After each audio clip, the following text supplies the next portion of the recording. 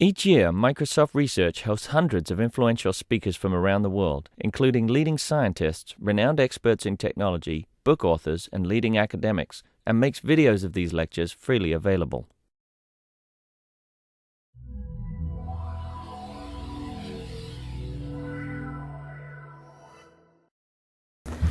Hello, everybody. Thank you for joining us this afternoon. So this is an internship presentation. And I know that Eric, so I promised actually I would pronounce with my French accent, Eric Rosel, has also a slide talking about himself. So I'll just let you go. Thank you. Thank you very much. So as she said, I'm Eric Rosel. In my internship project, we worked with a technology out of Microsoft Research Asia called Probase in order to do some semantic analysis. And basically by semantic analysis, we mean trying to pull the meaning or the concepts out of text. And in order to evaluate that system, we applied it to two different applications, recommendation and document clustering. And so the title of my talk is Applying Semantic Analyses to Content-Based Recommendation and Document Clustering. So before I get into that, just a little bit about myself. This bottom right corner picture is my favorite intern event that we had here, which was trampoline dodgeball. So if you ever get a chance to play dodgeball on a trampoline, I really recommend that. But I'm a graduate student at RPI. I work as a research assistant with the Daedalus World Constellation, where my advisor is Professor Peter Fox. And my research focuses in semantic e-science. And if you need to contact me after I leave, my contact information is there. So just to give you a quick overview of what I'm going to talk about today, I'll talk a little bit about the background and the scope of the problem. I'll get into what semantic analysis is and the different techniques that we used. I'll talk about the recommendation experiment and also the clustering experiment, and then go through some of the conclusions that we derived from our results. So just a little bit of background. As most of you are probably aware, there are a growing number of documents on the web, in the order of billions at this point. Much of the data on the web right now is in fact in semi-structured formats, especially with the advent of Web 2.0 technologies and things like folksonomies and microformats. However, most of the knowledge on the web still remains in unstructured text. So that being said, there are quite a few techniques that are in NLP, natural language processing, for pulling the signal from the noise, if you will, and trying to generate the meaning behind this text, and things like ontology extraction, topic extraction, named entity disambiguation, and of course semantic analysis, which we're going to talk about today. Our intuition was that some techniques might be better than others in terms of the various information retrieval tasks that you can apply them to, whether you're applying it to document clustering or recommendation or query expansion. So I wanted to talk a little bit about Probase, which was our sort of motivation for tackling this problem. And Probase, as I said before, was developed at Microsoft Research Asia. It's a probabilistic knowledge base generated from the Bing index, the Bing query logs, and other sources like Freebase, Wikipedia, tables on the web, etc. And basically how it works is it uses these text mining patterns, namely Hearst patterns. So when the system encounters plain text like artists such as Picasso, the system has evidence that Picasso is an artist, or there's this hypernym relationship between artists and Picasso. This is just a demonstration of the concepts that are actually found in Probase. So some of the resources that are already out there that have concepts for like large knowledge bases have a broad coverage of concepts like Freebase or DBpedia. They have very, very good coverage over a small number of topics, maybe on the order of tens of thousands. And so they have full coverage of things like countries and presidents. But what Probase is really good at is capturing this long tail of more obscure, more fine-grained concepts, things like late 18th century writers. And given that long tail of concepts, the system is very capable at conceptualizing groups of entities and finding what the most specific or the most relevant concept is in various different scenarios. So if you feed the system 3 countries like China, India, and United States, the system Probase would tell you that you're most likely talking about countries. But if you fed them the BRIC countries, Brazil, Russia, India, China, it would likely tell you that you're dealing with emerging markets, because these sort of things show up together in articles. Well, these concepts show up together in articles about BRIC countries. And the other thing that Probase does is it differentiates between entities and attributes.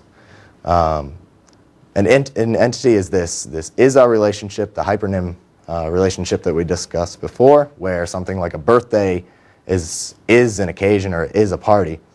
But you can also capture the attributes of different concepts. So the system would also use patterns to recognize that a birthday could be an attribute of a person or a politician or a celebrity. And there's a variety of different applications that have been used or that have been made surrounding Probase already from the MSRA group.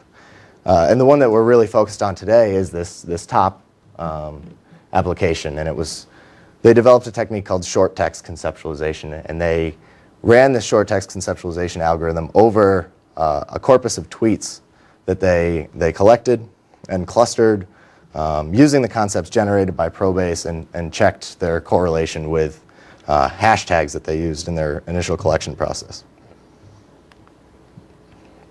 So given that we have this resource at MSRA, we had a bunch of research questions that we thought we could address using this resource. So number one, what's the best way of extracting concepts from text? And so one way to do that is to compare different techniques for semantic analysis. How are extracted concepts useful? And what we'd like to do, and what we did was we generated data about where these semantic analysis techniques are most applicable in information retrieval applications. A more specific question that we asked is, are user ratings affected by the concepts in the descriptions of media items such as movies? And so we tested semantic analysis techniques in recommender systems.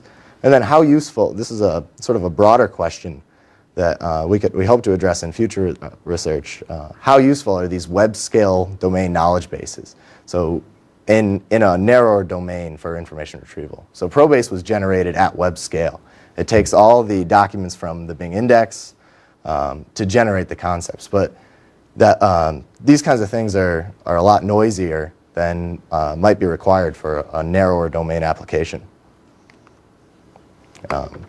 So now I've talked a little bit about the background. I'm going to talk about semantic analysis and the different techniques we used. So as I said before, semantic analysis, to put it simply, is just to generate the meaning from natural language. And specifically, the task that we were trying to address is generating hypernyms from unstructured text. So an example is if you see an article with the terms Apple, IBM, and Microsoft, then you might want to generate that, or you might want to infer that this article is about technology companies or IT firms. So there's different approaches for semantic analysis. One set of the approaches use an external knowledge base, such as the conceptualization technique from MSRA. There's also a technique called explicit semantic analysis, which is based on Wikipedia. And then there's also another technique that's based on the WordNet synsets, or groups of synonyms that occur together in WordNet using external knowledge. And then the other half is semantic analysis, which uses the latent features, or the probabilistic features generated from the text alone without using external knowledge. And two examples of that are the latent Dirichlet allocation and latent semantic analysis.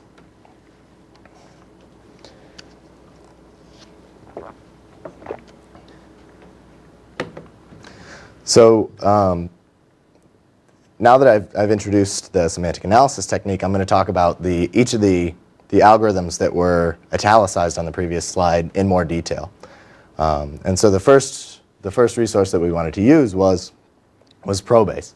And this is a variation on the technique that was used in the short text conceptualization algorithm from MSRA. Basically, you start with a document corpus. For each document, you split it into the words or the tokens in that document. You identify the phrases in that document that co-occur in Probase. So basically, you just run through the document and find long phrases. And I'll show an example of that in the next slide.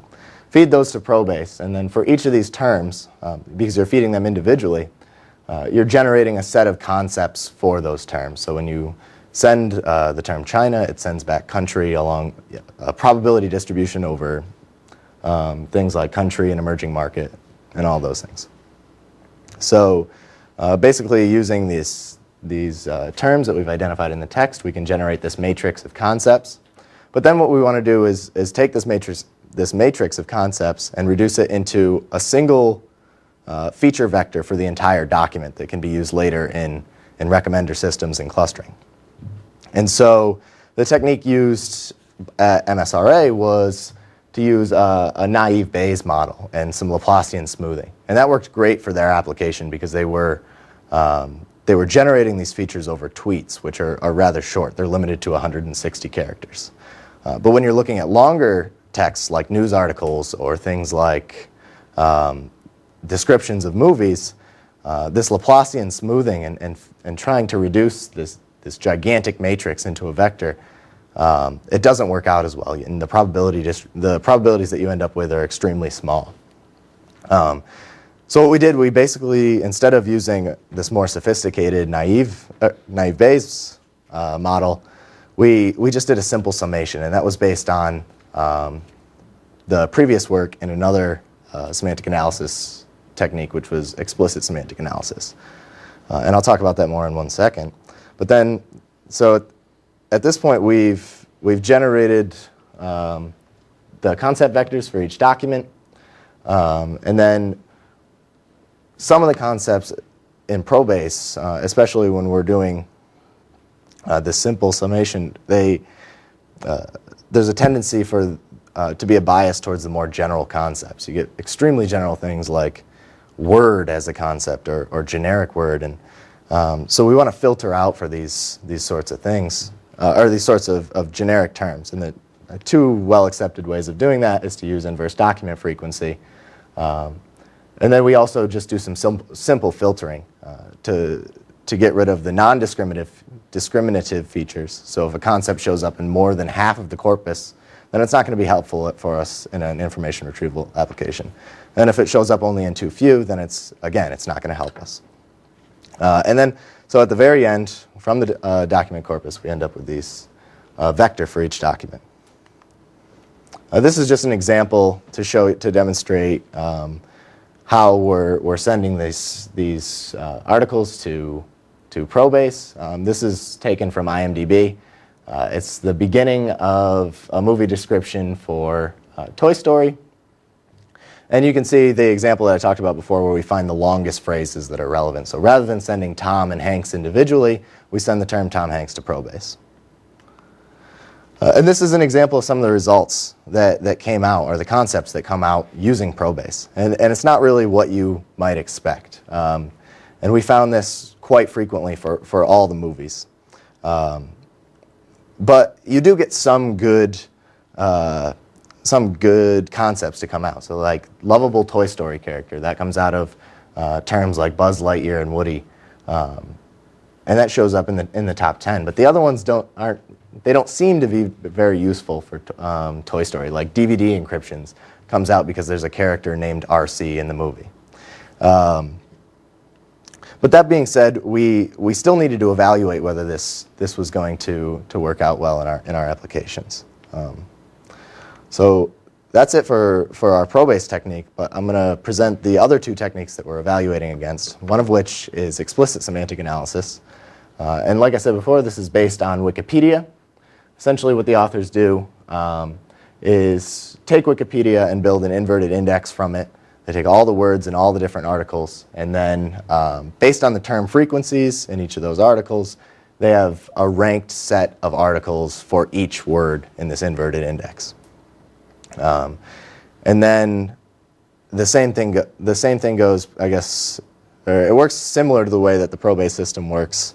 You feed it text, and then it tells you what the most likely relevant articles are. And so this image is from their paper, and that's not my pointer.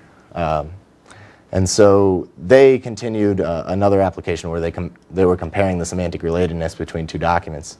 But we just stopped at this point where we had the concept vectors or the article vectors for Wikipedia. And I wanted to give a comparison of the sort of concepts that were being generated between Probase and ESA. So you can see here, automatically you think that, well, the Probase concepts look a lot better. And the reason here is because even though they've recognized that the word buzz comes up a lot in Toy Story, the actual use of Buzz Lightyear, isn't even in this top 10 concepts. And so that was the example for that. Then the last semantic analysis technique that we use is latent Dirichlet allocation. This was developed in 2003, and it's an unsupervised learning method. Essentially, the way the model works is you have a distribution over topics and a distribution over words. And when you combine these two things together, then you can, quote unquote, generate a corpus. But obviously, if you already have the corpus, then you can use an engine like infer.net to reverse infer what the topic distributions are over these documents. And so that's what we've done. We've just basically used the infer.net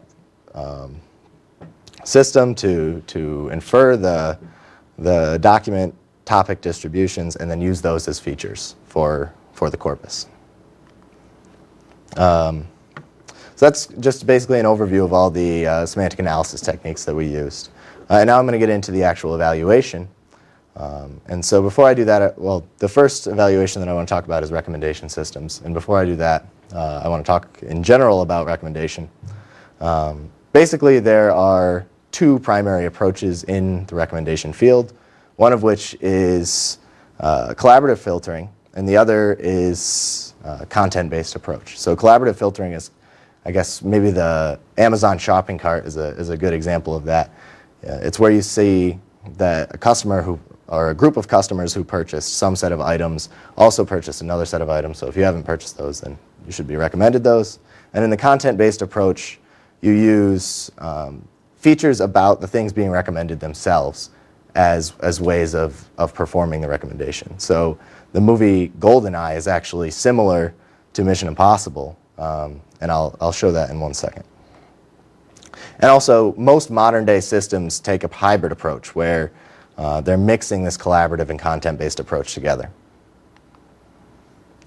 So we're interested in content-based recommendation because there's not a lot of things you can do using semantic analysis surrounding collaborative approaches. And in particular, we're interested in the unstructured item content rather than the structured content. So just as an example, structured item content is things like movie genre, where both GoldenEye and Mission Impossible are action or action-adventure thriller movies. We want to use the descriptions of those movies and try to figure out whether or not those can help in making recommendations. So this is just an example. Some of the top terms that come out of doing a simple overlap in TF-IDF for the two movie descriptions for the two movies are helicopter, agent, infiltrate, and CIA. And so we thought, well, maybe the underlying concepts behind these words in the movies might help people, or might be a better way of making the recommendations. And so, in fact, some of the concepts that come out from using Probase are aircraft and intelligence agency. So if you like movies about CIA, you might also like movies about the British intelligence or something. This is just a quick overview. Or quick reminder, we're working in the unstructured content-based approaches in the recommendation field. And this is basically our experiment. It's a really simple view of it. We're pulling down these movie synopses from IMDb, running them through our semantic analysis techniques and generating features, plugging in those features as item information for the Matchbox recommendation platform, and also pulling down some movie ratings from MovieLens. And then we do some training and testing and try to approximate the ratings in the testing set, and what we get is a mean absolute error, which is similar to the root mean squared error if you're familiar with the Netflix challenge. This is just a quick overview of the Matchbox system. So what we did was we generated features for the item model. That was where the semantic analysis features got plugged in. But the way the system works is it uses an expectation propagation algorithm, if you're familiar with that, and iterates a certain number of times and reduces each of these different components, the user model, the item model, and the context model, into some number of latent features. And experimentally, we determined that the best number of latent features for our data was around 20. And you can stop me at any point if you have any questions. I forgot to say that in the beginning. So this is our experimental data. We used, as I said before, the movie lens data set from the workshop on heterogeneous recommendation systems. And the nice thing about this data set was it had mappings from the IDs in their data to IMDb IDs. So it made it really easy for us to pull down the movie synopses. But it has over 800,000 ratings, over 10,000 movies from over 2,000 users. And there wasn't a movie synopsis for every movie. So we actually collected around 2,600, leaving over 400,000 ratings from luckily all 2,000 of the users. And the way the ratings data worked was it was scored by half points from 0.5 to 5. So there were 10 values, and it was I'm missing that word. Yeah, basically 10 values from 0.5 to 5. And in order to test whether or not these features would work better as, say, in a cold start recommendation scenario where you don't have a lot of user data, or in basically the whole corpus. So we checked, we performed the training and testing for 200 movies, 1,000 movies, and the whole set. And we trained on 90% of the ratings and tested on the remaining 10%.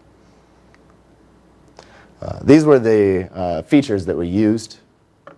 So we had 3 different baselines. In one baseline, we didn't add any item features whatsoever.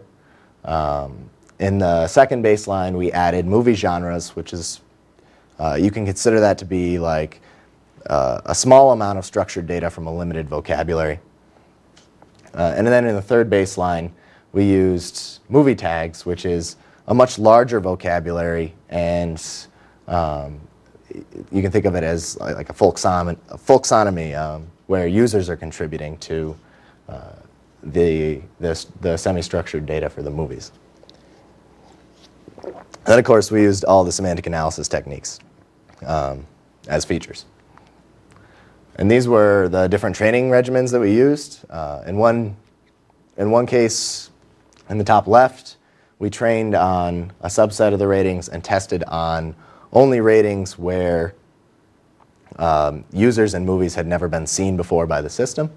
In the top right case, we trained on only movies that had never been seen before by the system. In the bottom left, only users that hadn't been seen. And then in the bottom right case, we trained on sort of a random distribution, but really what it was that anything that was tested on had some other data both for the user and for the movie. And so these are our results. I'm not gonna talk to these results, but I just wanted to show you that the results were extremely noisy, which was something we weren't expecting. And actually, we weren't expecting it because the Matchbox paper itself had some very nice convergent curves, and they were only using maybe an order of 2 number of ratings more than us. I think they were using around 1 million ratings. So even in the first baseline case, where we weren't adding any item features, we were still getting this really noisy curve. But what I am going to talk to are the data tables for each of these, because it's much easier to see which technique won. So this was the first testing set, which contained both users and movies that had not been seen in training. So one way you can think about this is that the recommendations being made are based on the item features alone. They're based on the overlapping concepts. They're based on the overlapping genre in the baseline cases. And what we found here is that a small amount of structured data, such as movie genres, is the most influential in this scenario where you have never seen an item before. In the second case, this is the case where the testing set contained users that had not been seen before. So there was an extensive amount of collaborative data available. There were a lot of user models to learn from before, for a particular movie, before actually testing. And what we found here was that given this extensive amount of collaborative data, the item features are actually, any of the item features are really marginally beneficial. And if you look, even the best case only beats the baseline with no item features by less than 1%, or maybe a little bit more than 1%, but in some cases less than 1%. And this is the case where, similar to the first case, we tested on movies that had not been seen before, and we found the same results as for the first set. It was a small amount of structured data that really improved the recommendations. The only difference between this and the first set was that you had an extensive amount of data beforehand to train for the user. We also have this one. We're pretty sure this is an outlier, and we're still in the process of generating more results to test that. And then this is the last result. And again, this scenario is kind of similar to the second scenario where you have an extensive amount of collaborative data. And again, we found that these item features are really only marginally beneficial, on the order of 1%. And this is the results in general. And I wanted to put this here because I wanted to talk about the fact that none of these semantic analysis techniques actually panned out for recommendation. And I definitely don't think that's to say that these recommendation techniques aren't useful in general, because they are. But really, what it just shows is that something noisy like web scale generated knowledge bases might not be useful in recommendation particularly. But there are other applications like query expansion and document clustering, which we're about to talk about. So document clustering is pretty simple. Basically, you want to automatically divide a set of documents into some specified number of groups. And this is useful for a variety of different information retrieval tasks. You can automatically generate topics for search results to help users navigate in some search scenario. You can make recommendations for items that are similar to pages that are currently being visited, and then you could also visualize the search space. We used a really simple approach because we were just testing semantic analysis. So we use k-means. For those of you who aren't familiar, you start with some initial clusters, you compute the means, you reassign based on a minimum distance, and then you repeat this until convergence. This is the experimental setup. Again, it was really simple. We generated the features using the semantic analysis techniques. We randomly assigned the clusters 20 times and ran k-means and computed a purity and adjusted rand index score. And then we were able to take the mean and standard deviation. So the experimental data that we used was a miniature version of the 20 news groups data set. This has around 2,000 messages from Usenet news groups, which most of us can do math, and that makes 100 messages per topic. And we also filtered for the message's body text because the headers of those messages had some discriminative information in them, including the actual name of the cluster. And that was our source, and there's an example on the top right corner of one of the news articles, and that's a subset of it because they're rather long. These are our results. We're still working on getting the latent Dirichlet allocation results because they're actually still running. And we should have those by the end of next week when my internship is finished. So if you'd like to contact me and you're really interested in how that pans out, feel free to do so. What we found what we found was that the semantic analysis techniques alone weren't very good, or weren't as good as just using something like TF-IDF. But when you combine the two together, when you use the actual document terms and you add the semantic, the results from the features from the semantic analysis, then you get a significant improvement. And actually, it was on the order of about 10% for Probase.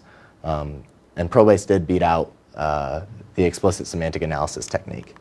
And this confirmed the results from the MSRA group, who did tweet clustering, and so those were short texts, and they also found that Probase was able to improve on clustering over ESA. And you know, even though it did improve, the results were comparable, and that was similar to one of the experiments that they ran, where the clusters they actually used were there were subtle differences between them, and if you'd like, I can explain that in during the questions, but I'm going to proceed. It also was similar to some clustering work done using WordNet in 2003, and what they found was that by combining WordNet features with the actual text, they were able to get about a 10% improvement, which is similar to what we found. The difference here is that WordNet is a human-generated resource and Probase is an automatically generated resource. So these are some of the conclusions that we've made from these results at this point. And again, we're still waiting on some of the results to come through. But basically, we found that semantic analysis features are only marginally beneficial in recommendation. The structured data from, well, let me just, and then we also found that the movie genres were the experiments that perform best, or the features that perform best in the case where you're making recommendations for something you had never trained on or seen before. So this small amount of structured data from a limited vocabulary is the best approach in that scenario. We also found that the explicit and latent semantic analyses approaches were comparable in movie recommendation, at least.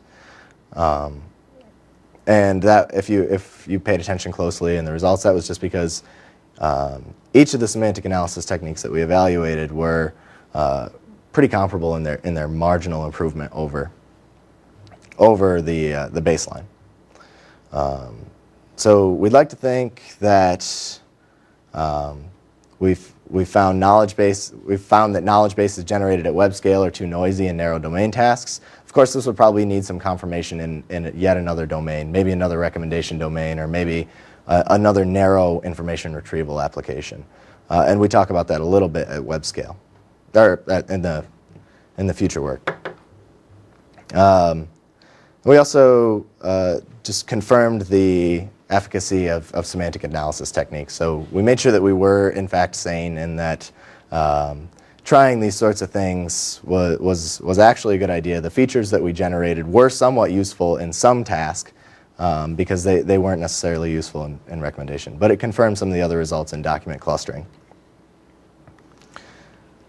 Some of the future directions that we have, we'd like to do noise reduction for those examples that I showed you early on in the semantic analysis. And there's a couple different ways we could do this. Maybe we can create an extension of the recommendation system to be fine-tuned for these semantic analysis concepts. There were a lot of different parameters that we could play with in actually generating the concepts, especially for Probase. You can change the number of concepts you create for each term. So if you feed a term like Barack Obama, do you want just the number 1 term, which is president, or do you want the top 10 terms, which include president, politician, Democrat, senator? And so you can sort of vary how many of these come out. And then there's other parameters to be explored. And then one last potential for noise reduction that we thought about after looking at the ESA results was doing some kind of combined named entity disambiguation and hybrid conceptualization. and hybrid of conceptualization and named entity disambiguation. Because if you looked at that Buzz example where there were 10 different varieties of Buzz and none of which were actually Buzz Lightyear, if we had identified beforehand that we're talking about specifically Buzz Lightyear, we could feed that into these semantic analysis techniques. And to further test whether or not domain-specific sources, or whether or not web-scale knowledge sources are useful in a narrow domain, we might want to try an information retrieval task where we have a domain-specific knowledge source and show that the web-scale resource really does not compare to the domain-specific knowledge source. And this is just some further reading. And I wanted to thank the group at MSR Cambridge for helping me get set up and working with Matchbox, the group at MSR Asia for listening to my extensive emails while I was working with Probase, and a special thanks to my mentor for putting up with me for the summer, I guess. So thanks, Evelyn Villegas, and of course Microsoft Research Connections for allowing me to do my research on their time. So.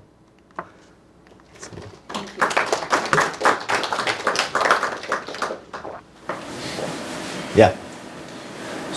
So you broke down about how there's collaborative analysis and content analysis, and how most website or most recommendation systems use a hybrid. And then you went and jumped off talking about your content analysis, and showed us how you set up all those 90%, 10% experiments and whatnot, and results thereof. And from my understanding, that analysis was purely on the content side, correct? No, actually, that was the reason for doing the different training regimens. So let me just go back to these.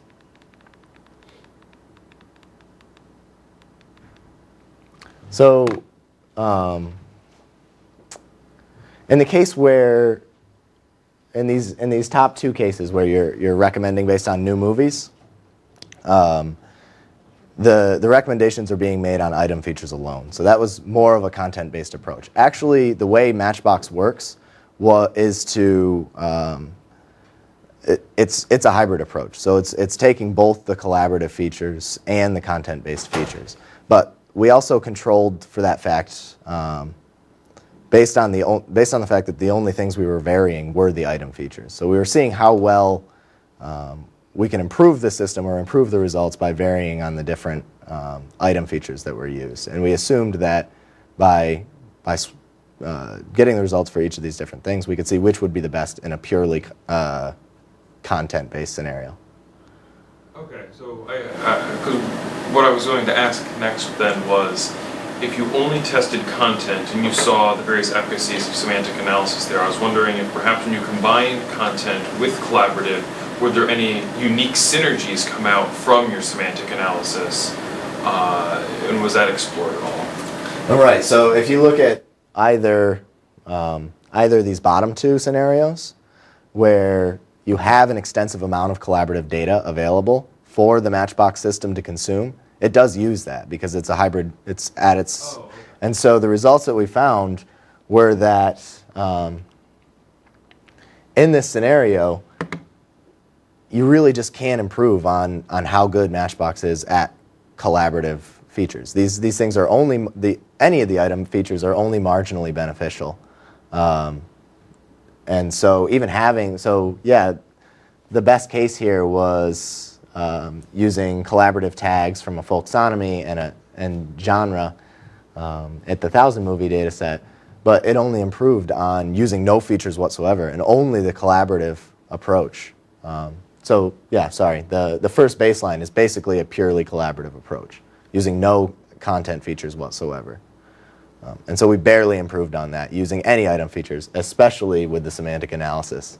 But when you threw in semantic analysis, are you going pure content, or are you content plus collaborative? It's content plus collaborative, because that's the way, rather than implementing our own content-based recommender, we reused Probase. And we varied, we tried to set up the controls so that we would see which content approach was the best.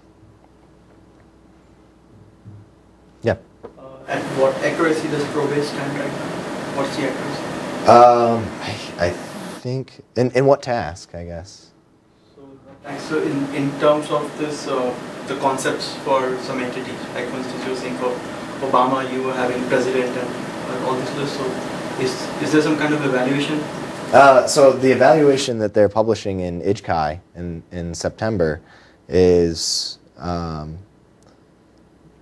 what I don't remember actually what no, I don't have those numbers for you, but I can get them for you if you want to give me your email afterwards. Or you can they have a website also, which I should list at some point. So if the only thing which you required from Probase was the concepts about entities, then this could very well be taken from wiki categories as well. The what? Wikipedia categories. Yeah. Sounds familiar that I assume that this is taken from Wikipedia categories most of the times. Actually, no. Most of the time for Probase, it's based on these text patterns. So when it encounters something like presidents such as George Washington, then it uses that pattern to infer that George Washington is a president. Is it likely using some other knowledge base may overcome this limitation which Probase is? So using less probabilistic knowledge, is that what you're asking? Yeah, and I think that was one of the things we brought up in the end is using a combined named entity disambiguation and semantic analysis technique where we can inform the semantic analysis by using some semi-structured data. So first we can say, okay, well this for sure is George Washington, and we know from DBpedia or Freebase that George Washington is a president, so we can rule out everything else, or at least weight negatively very, very heavily. Yago is have you heard of Yago? Yes. So Yago stands at around 95% accuracy. It's considered quite clean in these terms of concepts and all. Yeah, definitely. I'll have to look into that. Right, and so that was the other in the actual Probase literature. They talk about they compare Probase against things like Yago and Freebase, and the power of Probase really is that they have like over 20,000 entities and over 3 million groups of concepts. And 20,000 yeah, so that like the entities, as in things like George Washington, or the instances of the different concept clusters. Yago 2 has 10 million entities. Or not 20. Did I say 20,000? Yes. I meant 20 million. I'm sorry. Yago 2 has 10 million. Okay. And how many classes do they have in Yago? Around 95,000. Yes. Okay. So Probase has around 2 million classes. So that's what they're really focusing on at this point.